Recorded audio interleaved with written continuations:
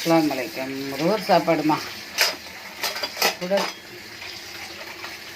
குடலாக்கி துணக்கறி, தக்காளி பழம் சோறு, தக்காளி பழம் கனியை வச்சு ஆக்கிக்கிட்டு,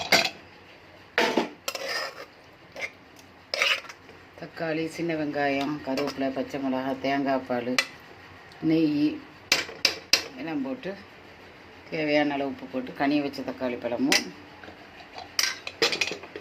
சோறு, குடல். பார்த்துட்டு லைக் பண்ணுங்கள், ஷேர் பண்ணுங்கள், சப்ஸ்கிரைப் பண்ணுங்கள்.